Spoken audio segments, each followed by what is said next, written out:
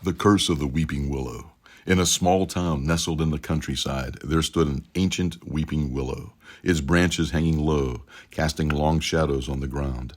The tree was said to be cursed, a place where sorrow and tragedy clung like the mists on a foggy morning. Locals whispered that those who dared to venture too close to the tree at night would be consumed by its sadness, never to return the same. One autumn evening, a young man named Thomas, new to the town and skeptical of its superstitions, decided to challenge the legend. He was a rational thinker, a scientist by profession, and he had no patience for what he considered mere folklore. As the sun set, he made his way to the weeping willow, determined to prove that there was nothing to fear. As he approached the tree, a chill ran down his spine, but he shrugged it off as the cool evening air. He circled the tree, examining it closely, scoffing at the idea that such a beautiful natural wonder could be anything but benign.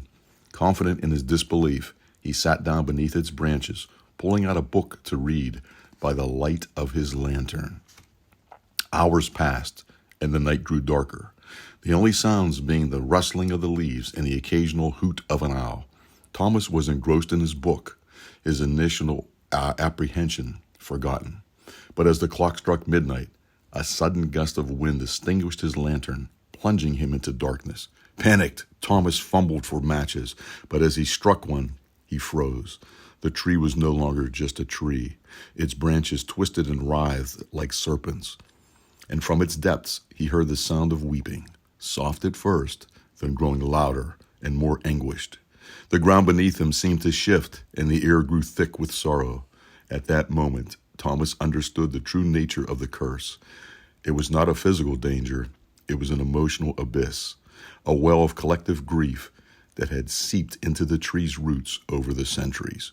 He felt the weight of unspoken tragedies, of lost loves and shattered dreams, pressing down on him like never before, threatening to crush his spirit. Desperate, Thomas stumbled away from the tree. The weeping followed him like a mournful echo. It was only then he crossed the boundary back into the town, and the sound faded, leaving him gasping for breath, his heart pounding in his chest. The next day, Thomas left the town, never to return. He never spoke of what he had experienced, but those who saw him noticed a change. The once confident and cheerful young man now carried an air of melancholy, a distant look in his eyes, as if he had seen something beyond the realm of understanding.